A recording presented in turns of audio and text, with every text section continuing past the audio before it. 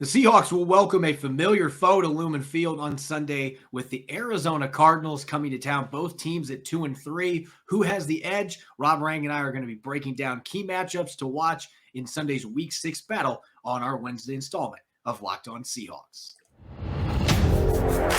You are Locked On Seahawks, your daily Seattle Seahawks podcast. Part of the Locked On Podcast Network, your team every day.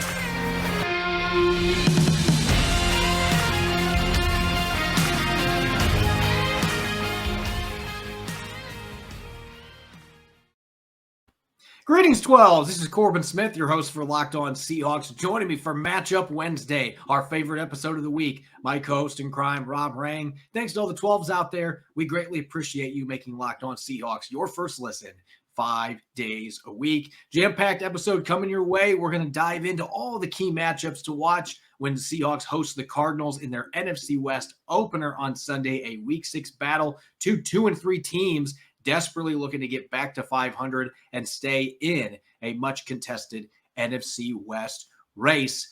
This episode is brought to you by BetterHelp. It's not a crisis line. It's not self-help. It's professional therapy done securely online, available to people worldwide. And they have a special offer for our listeners. Get 10% off your first month at betterhelp.com/lockedon. Now for your lead story here on Locked On Seahawks. It's crazy that we're entering Week 6 and the Seahawks will be playing just their second divisional game, their first home game within the division. The Arizona Cardinals coming to town, both the Cardinals and Seahawks coming off of tough Week 5 losses. The Cardinals losing to the Eagles, a heartbreaker. The Seahawks falling by 7 to the Saints. And with both those teams losing, Rob, Pete Carroll touched on it today. You've got 3 teams in the division tied with a 2-3 record, and the 49ers one game up at 3-2. There are a few divisions where it feels like one team is starting to separate from the rest, but this one is still very tight. And even though the 49ers look like they might be the class of this division, it's still anyone's game, which puts even more importance on this matchup coming up on Sunday at Lumen Field. Yeah, it's an absolutely critical matchup for the Seahawks. I mean, as you said, Corbin, I mean, this division is as tight as it gets.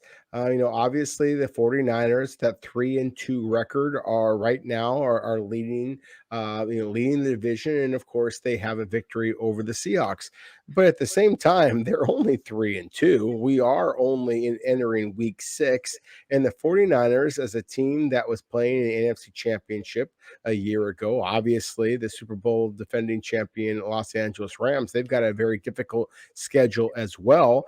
I think for the fact that the Seahawks entered this offseason, with all this talk that they were going to be competing to have, be one of the worst teams in all of the NFL, for them to be right in the middle of things, I think is, again, a testament to what Pete Carroll and John Schneider have done, to Geno Smith's brilliant play at the quarterback position.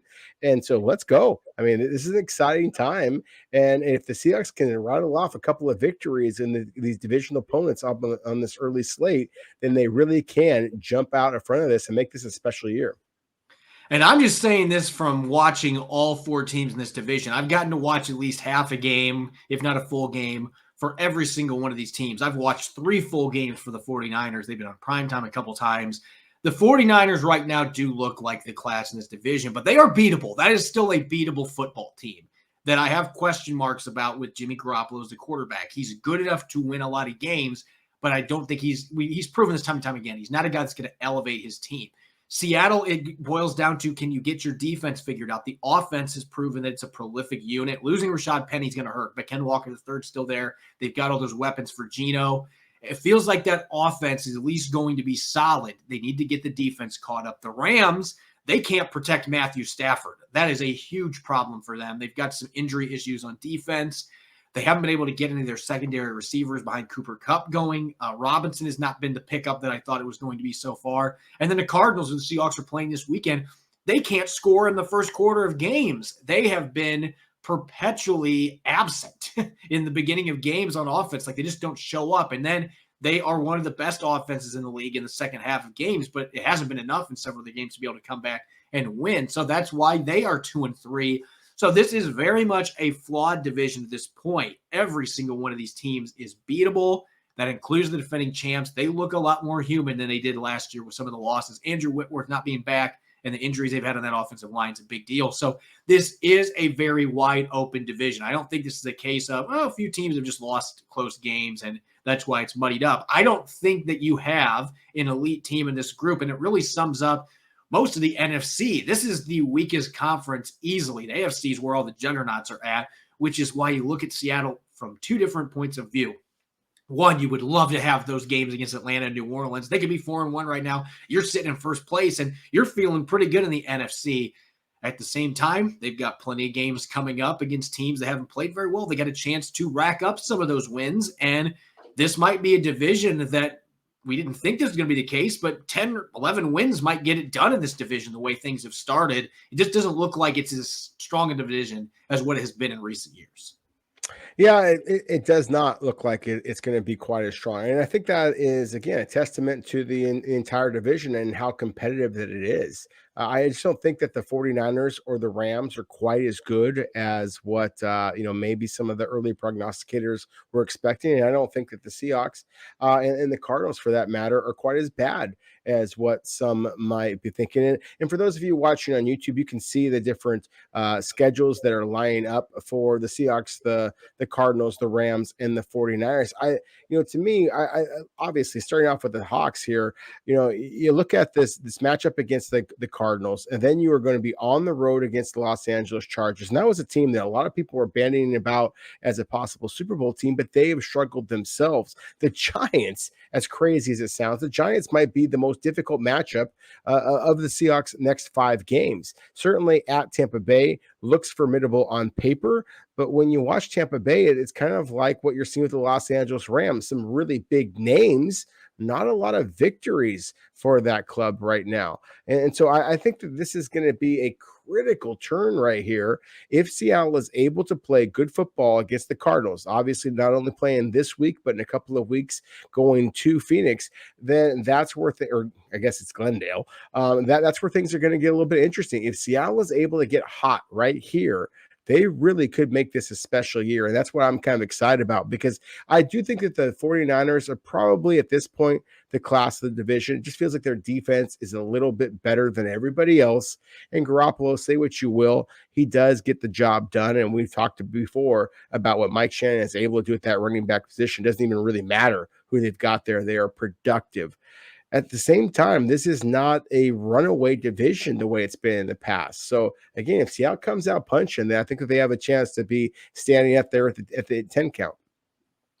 Yeah, and they're going to be looking for some help from other teams too to try to keep this close, because the 49ers, the Seahawks will tell you Atlanta is not a pushover right now. So that is going to be maybe a tougher game than San Francisco might have anticipated when they got the schedules back in May. Atlanta's going to give them a fight. They fought the Rams. They beat the Seahawks. This is a team that's kind of feisty out in Atlanta, and they've got some players that are hungry to prove themselves. So the games are lining up. There's some pretty tough contests for all 4 of these teams within the division. The Buccaneers are on a couple of those schedules coming up for both of the teams. You get the games beating up on each other with the Rams and 49ers facing each other. The Cardinals, Seahawks playing twice in 4 weeks. So, the party is just getting started, and this is a huge game coming up for the Seahawks. At home, they need to get back in the win column. You don't want to fall to 1-2 at Lumen Field to open the season. That would not be a good start. But it's also a Cardinals team that's pretty desperate at 2-3. They're trying to get back in the mix and start playing some of their best football. We're going to get to some matchups coming up here next on our Matchup Wednesday edition. Locked On Seahawks. Seahawks on offense going up against the Cardinals defense. We'll be looking at that here in a moment. Now, a word from our sponsor, BetterHelp. Life can be full of challenges. Recently, our family has undergone significant strife with family members dealing with major health issues. And it's been a struggle for me coping with it mentally. Life can be full of twists and turns, so it's important to show yourself through it all. And BetterHelp Online Therapy will assess your needs and can match you with your own licensed professional therapist in less than 48 hours. Therapy worked wonders for me, but don't just take my word for it. Having someone in your corner to guide you when you're struggling to navigate obstacles can be invaluable. This is not a crisis line. It's not self-help. It's professional therapy done securely online, available to people worldwide. With therapy, it can take a few tries to find the right fit for you. BetterHelp is a great way to invest in yourself, and BetterHelp has a special offer for our listeners. Get 10% off your first month at betterhelp.com/lockedon. That's 10% off your first month of online therapy at betterhelp.com/locked-on. You're listening to Matchup Wednesday here on the Locked On Seahawks podcast. I'm your host, Corbin Smith. Joining me as always, my co-host in crime, Rob Rang. Thanks to all the 12s out there for making Locked On Seahawks your first listen 5 days a week. As always, we greatly appreciate it. Make sure to check out NFL Key Predictions. It's coming up on Friday on Locked On NFL. Locked On's local experts give you the inside scoop on the 5 biggest games of the NFL weekend, including Sunday and Monday Night Football, plus betting advice from the field's leading experts at BetOnline. Follow NFL Key Predictions every Friday on Locked On NFL, available on the Odyssey app, YouTube, and wherever you get your podcasts. All right, Rob, Matchup Wednesday, our favorite episode of the week. And usually when we're talking about rivals, it can get kind of repetitive, especially when teams don't have as much turnover. Seattle's had players like Russell Wilson and Bobby Wagner on the roster for a decade. The Cardinals have had some constants like Chandler Jones. There were some big changes for both of these teams, and really, both teams have played a little different than I think anybody could have anticipated. The Cardinals were supposed to be an offensive juggernaut. They have not been that in the first 5 games. Very inconsistent, particularly at the beginning of games, struggling to score points. The Seahawks, on the other hand, the defense was maybe supposed to be their strength, and instead it's Geno Smith out there cooking and his receivers and tight ends putting up big numbers. So this is going to feel a little different maybe than we've had in the past in terms of looking at matchups to really identify for this game that are going to decide who wins compared to past matchups between these bitter rivals. Yeah, and I love the way you just set me up there, Corbin. I mean, because it has so often been, players that we have talked about over and over again. And yet the very first matchup, I think that we got to focus in on from a Seahawks offense versus the Cardinals defense is going to be the rookie, Ken Walker III. Obviously, with Rashad Penny going down to that injury, Ken Walker and perhaps DJ Dallas as well are going to get some opportunities here against a solid run defense for the Arizona Cardinals, but I think that one that the Seahawks can take advantage of. And so, again, we know that it is critical that Seattle is going to have to pass the ball. They're going to have to be productive in that regard, but we also know the way that Pete Carroll wants to run his team. And I don't think it's going to change any with Ken Walker III being the primary ball carrier rather than Rashad Penny. You've got to be able to run the ball to set up the pass. That's been his MO going all the way back to USC and, his previous NFL stops and with the New York Jets and the New England Patriots. And so run the football. Ken Walker showed what he can do. He showed his instincts. He showed his burst. He's shown his balance through contact. Some of the critical things I think that you need to have at the running back position. And I really like the athletic ability of the Cardinals linebackers. I don't know that they are the toughest, most instinctive linebackers out there. So this feels like a spot that Seattle could get some production and might be able to win the time of possession battle. And that has been something that has been able to send the Cardinals flying back home with losses. This is going to be a tough game to be able to run to the perimeter because of the speed that Isaiah Simmons has and Zaven Collins and some of the outside linebackers that the Cardinals have. They have plenty of speed at those positions. But you mentioned the physicality, and I just don't consistently see that from these 2 first-rounders. And this feels like a game where Ken Walker III, I think that there is a misconception from a lot of fans. They see his build, that he is a shorter back, not a big body back necessarily. And they look at him and they think he's just a speed back for the most part, or he's just he makes guys miss more than breaks tackles. This guy breaks a lot of tackles. He led the nation last year, I believe, at Michigan State. I mean, this guy racks up yardage after contact. And we haven't gotten a lot of opportunities to see that because he's been second fiddle to Rashad Penny. He missed a game at the beginning of the season, but now this is his job. And I'm really intrigued to see more runs from him between the tackles. I think with inside zones and some mid zone, you can have some real success against this Cardinals defense that's giving up 4.3 yards per carry. Not bad, but not great. They're middle of the pack. Teams have had so much success throwing the ball against them this year, particularly from an accuracy perspective, that I don't think teams have been running the ball as much. Seattle, though, I think is going to look at this team and be like, we have the personnel to be able to take advantage of the fact that this is not a front seven that is overly physical, at least with the linebackers. You get some guys in the interior that could be a bit of a problem. That J.J. Watt guy is still pretty darn good, but they've got the matchups there.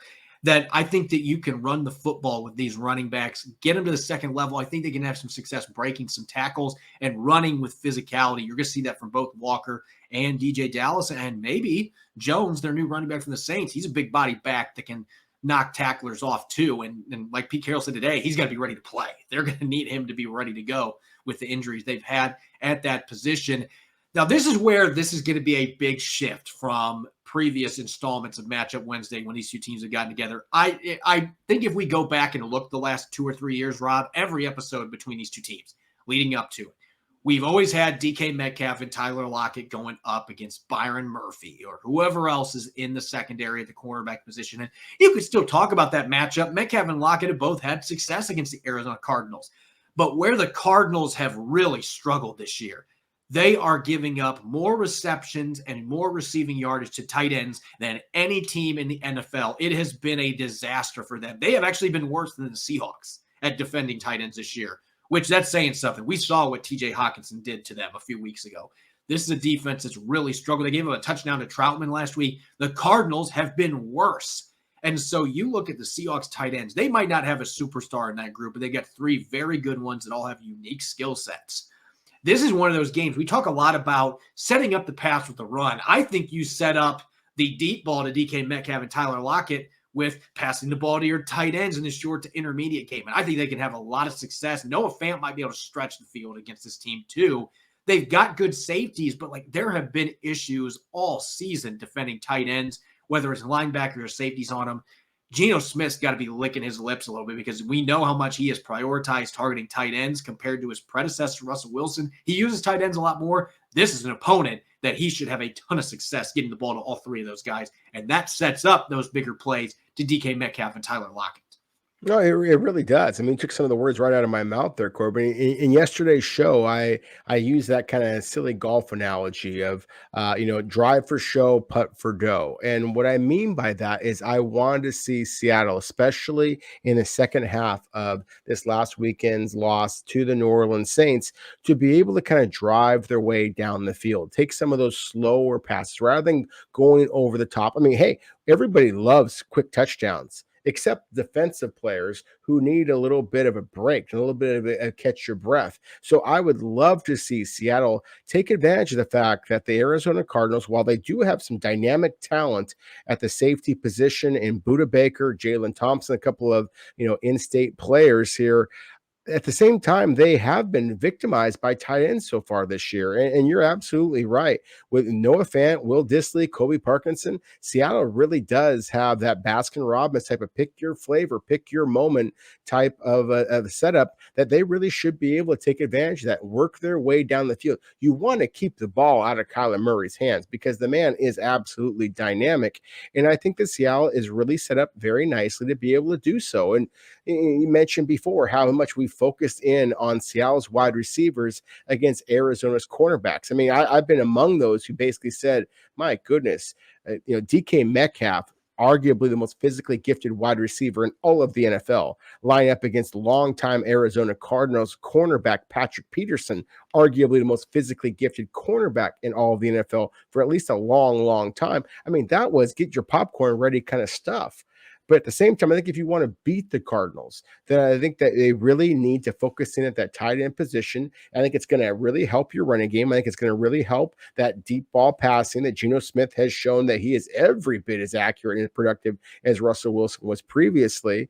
And again, I think that it's critical for Seahawks to be able to have some of these slower drives, time-consuming drives, and then allow those tight ends to eat, because that really is a special element of Seattle's offense. And I would argue probably the most impressive, most consistent part of their offense so far this year. You just got to feed them the ball a little bit, certainly more than they did a week ago against New Orleans.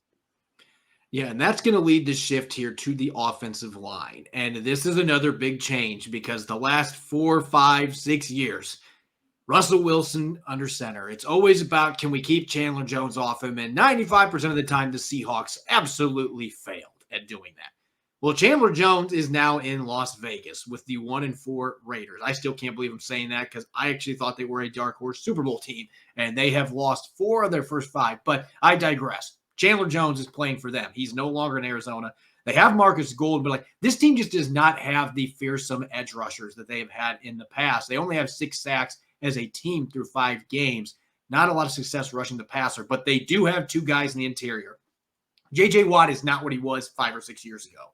He is still a very capable player, though, that can be a game wrecker, particularly when it comes to squeezing the pocket as a pass rusher and creating fumbles and getting his hands up, knocking down passes. And then you got Zach Allen, who's really come into his own in his 3rd season. He's already got 5 batted passes at the line of scrimmage. He's got 2 sacks, 8 quarterback hits, and he's a player Pete Carroll was talking about today. They're going to have to get 4 hands on. What he means by that is we're going to have 2 blockers get their hands on him regularly because he has been that disruptive. He has been the most disruptive force in the Cardinals line, not J.J. Watt.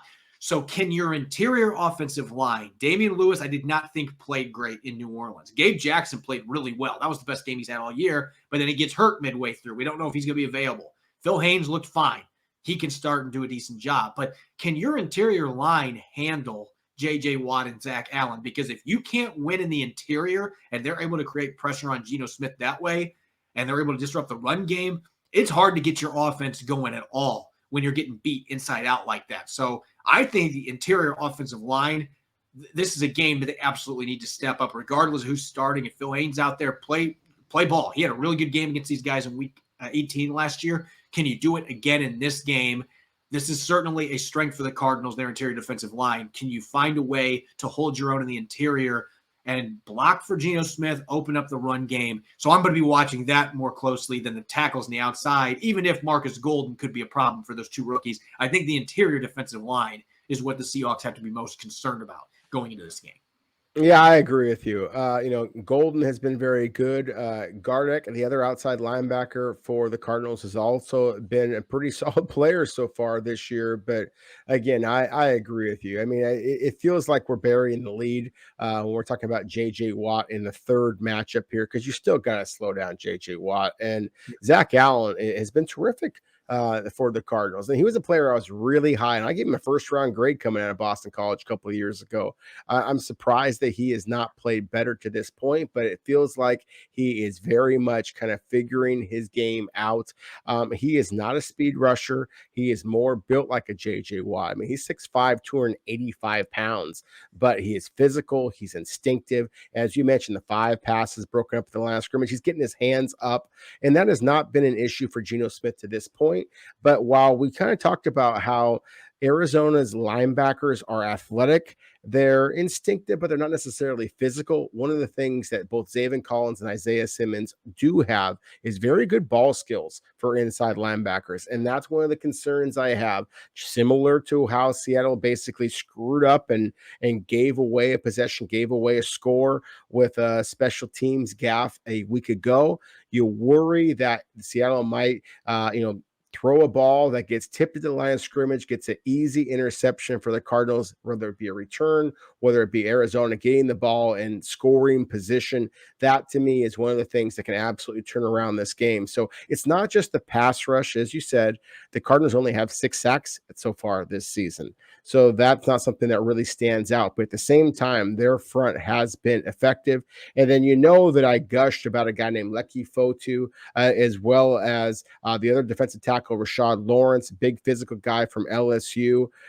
Those are the kind of guys that when you have an undersized center that you'll worry about. When you have perhaps a new starting guard in Phil Haynes, obviously he's played plenty of football, but still that rotation inside is a little bit of a concern. So I think that Seattle has to run the football. They have to get their tight ends involved. Otherwise, this could be a difficult matchup against a Cardinals team that doesn't look that formidable on paper, but I think that their Jimmies and Joes are better than they look on the stat sheet. Yeah, they've been one of those teams that the roster talent is not matched up with the production on the field so far. And so those kind of teams always concern you because you're like, is this the week that they wake up? And so that is something to consider going into this. At the same time, Seattle has made some miscues of their own that have cost them some games. They're playing better than expected. They're playing with house money with Geno Smith maybe. So this is going to be a very fascinating matchup all the way around. And we're going to flip gears now, looking at the Arizona Cardinals on offense going up against a beleaguered Seahawks defense, trying to find some traction. Another really rough game in New Orleans last week. We'll take a look at 3 matchups to watch on that side of the football coming up next year on our Matchup Wednesday edition of Locked On Seahawks. BetOnline.net is your number one source for football betting info this season. Find all the latest player developments, team matchups, news, podcasts, and in-depth articles and analysis on every game you can find. And as always, BetOnline remains your continued source for all your sports wagering information with live betting and up-to-the-minute scores for every sport out there. The fastest and easiest way to check in on all your favorite games and events, whether it's baseball, MMA, boxing, or golf. Make sure to head to BetOnline.net or use your mobile device to learn more. BetOnline, where the game starts. You're listening to the Matchup Wednesday edition of Locked On Seahawks. This is Corbin Smith, and with me as always, my co-host in crime, Rob Rang. Thanks to all the 12s out there for making Locked On Seahawks your first listen 5 days a week. We greatly appreciate it. And for your second listen, make sure to check out the Peacock and Williamson NFL show. NFL scout Matt Williamson and Brian Peacock give you the expert NFL analysis in less than 30 minutes. It's free and available wherever you get your podcast. Continuing Matchup Wednesday, we just looked at the Seahawks on offense. 3 matchups to watch against the Cardinals defense. Now let's switch gears. Arizona on offense, tons of talent, even without DeAndre Hopkins. That's obviously a huge loss for them. This will be the final game of his suspension. He will be back next week. The Seahawks will have to deal with him in the rematch coming up in a few weeks, but he will not play in this football game. Looking at the Cardinals on offense, it feels like this is one of those teams. We just talked about all the differences for Seattle on offense going up against Cardinals defense. You still got to worry about Kyler Murray first and foremost, his mobility, the ability to get outside the pocket and create with his arm and his legs. And really, that's going up against the entire defense, including your linebackers, which may be in spy duty, maybe your safety Ryan Neal in spy duty, whoever's playing that role. Your whole defense, you got to contain this guy and find a way to try to crash the pocket a little bit on him. They've had success when they've been able to do that, but it's easier said than done against a player as talented as Kyler Murray. Yeah, and especially considering how much Seattle struggled against the Wildcat formation and the New Orleans Saints and Taysom Hill. I mean, I hate to even say that name. I mean, it should just kind of induce some physical discomfort for Seahawk fans even mentioning Taysom Hill's name at this point. And Kyler Murray obviously is that much faster, that much more dynamic, that much more elusive. So it is critical that Seattle's edge rushers do not over rush, do not create easy rushing lanes for Kyler Murray to take 2 steps up and then just be able to kind of skirt away. I mean, he is basically like the Road Runner and all those old Warner Brother commercial or cartoons with the way that he was able just to kind of, scoot his way around the field. And considering the fact that we've talked about this before, Seattle's linebackers and their safeties, frankly, have missed some tackles. And so when you got a guy as dynamic as Kyler Murray, I mean, you can do everything else perfectly and still lose this football game just because Kyler Murray is out there doing crazy things the way that, again, the aforementioned Taysom Hill was able to do. So I think, again, that's very important, whether it be Boye Mafe, whether it be Uchenna Nwosu, whether it be Bruce Irvin, whoever is playing on the edge rusher roles, that outside linebacker roles, get upfield, but at the same time, try to corral Kyler Murray, try to get him to step up into the pocket. And then it's going to be important for Seattle's defensive tackles, whoever they may be in this game. Perhaps this is the game that Poona Ford gets off the schneid right now. Shelby Harris gets off that schneid and is able to kind of create some tackles. You don't need sacks. You just need tackles around the line of scrimmage. And so that to me is the single biggest matchup here. And there's so many other things that we got to talk about with this dynamic Arizona Cardinals offense. But if you can't slow down Kyler Murray's feet, then there's no chance you're going to be able to slow down his arm.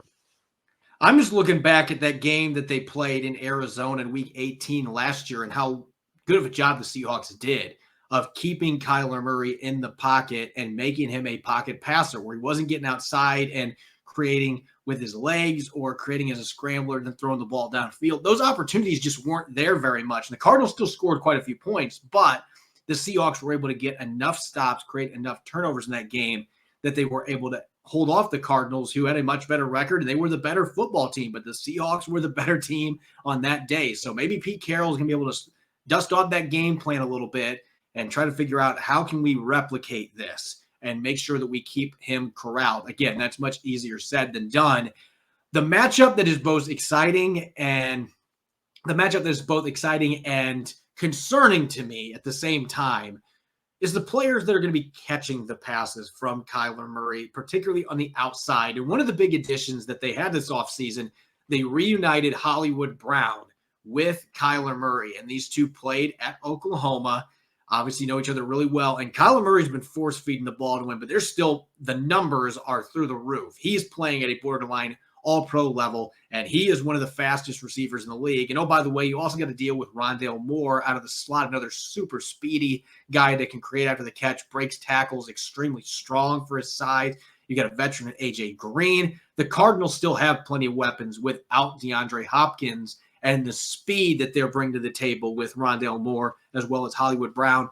That's going to be an issue for Mike Jackson or whoever starts at the other cornerback spot. Maybe Artie Burns would start in this game. And Tariq Woolen, elite speed, but these are as fast receivers as he's going to be going up against. And Rondale Moore against Kobe Bryant, that one has a chance to be a potential problem for the Seahawks because Kobe Bryant athletically does not match up favorably against Rondale Moore.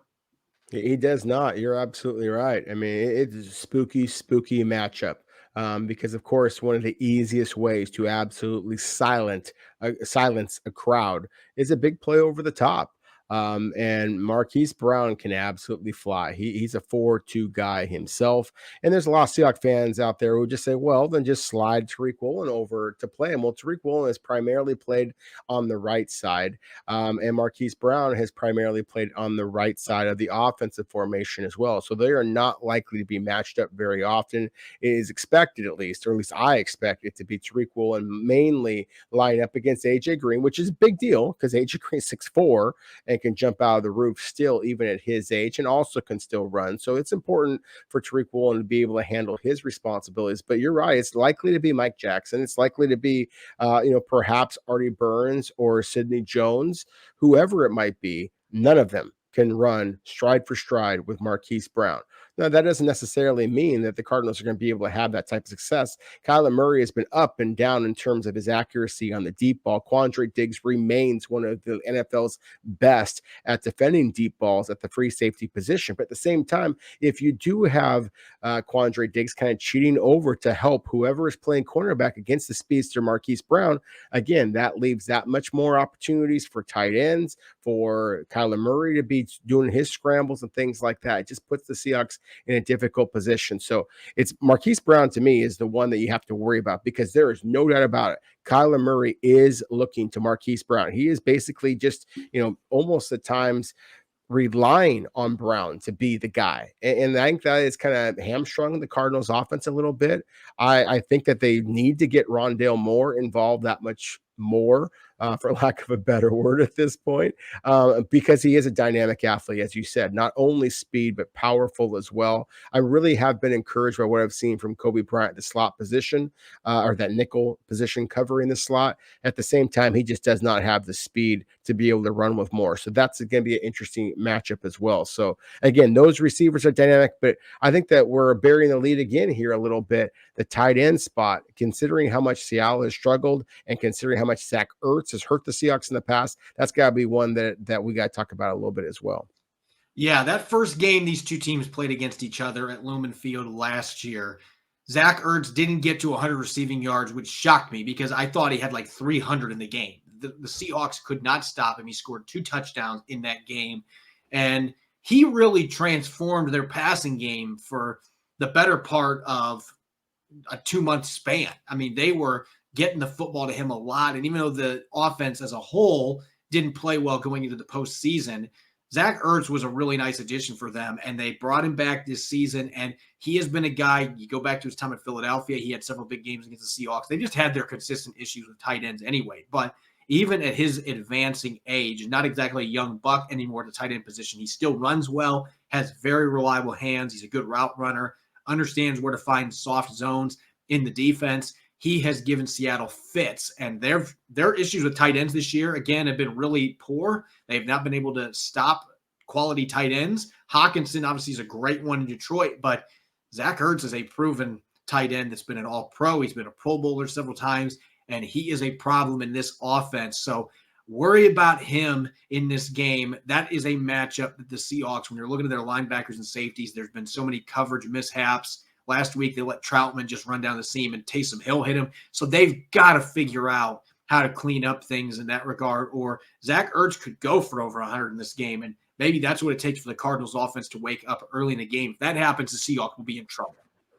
They absolutely will. I mean, they'll be calling BetterHelp.com themselves. I mean, if they are unable to slow down this Cardinals offense, because you mentioned it before, Corbin. I mean, this is a team in the Cardinals that they have some talent, and they're only going to get that much better when they get a fully healthy James Conner back, when they get Nuke Hopkins back. So you have to win this game. You lose this game, and then you go on the road to Arizona a couple of weeks from now when they are presumably that much healthier, that much more dangerous. It just sets up for an ugly Seahawks season. So that's why I think that this is kind of one of those all-in, put up or shut up type of games. The Seahawks have had a great deal of success in these type of games. I know it's not prime time in terms of television coverage and things of that nature, but it is still a big game that the Seahawks need to win.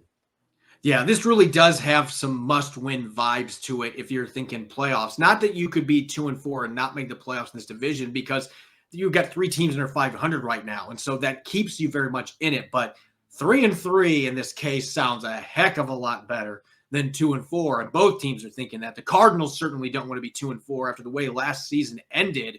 There has been a hangover this season, all the drama they had in the offseason, but still think this is going to be a very exciting matchup coming up, because there's always weird stuff that happens when the Cardinals and the Seahawks play, particularly at Lumen Field. So we'll see what bizarre things happen on Sunday. Going to have a better chance to continue looking at that matchup tomorrow on our Crossover Thursday special. I'll be joining Alex Clancy of Locked On Cardinals to continue breaking down this NFC West home opener for the Seahawks against a Cardinal squad that has a little bit of desperation going into this contest after a rough, unexpected 2-3 start. As always, you can follow me on Twitter at Corbin Smith NFL. You can follow Rob at Rob Rang. Check out Locked On Seahawks on Apple Podcasts, Google Podcasts, Spotify, and streaming 5 days a week on YouTube. We'll have that Crossover Thursday special coming your way tomorrow, looking at some predictions, key storylines, diving further into some matchups to watch in this upcoming game. You won't want to miss it. Thanks for listening. Enjoy the rest of your Wednesday.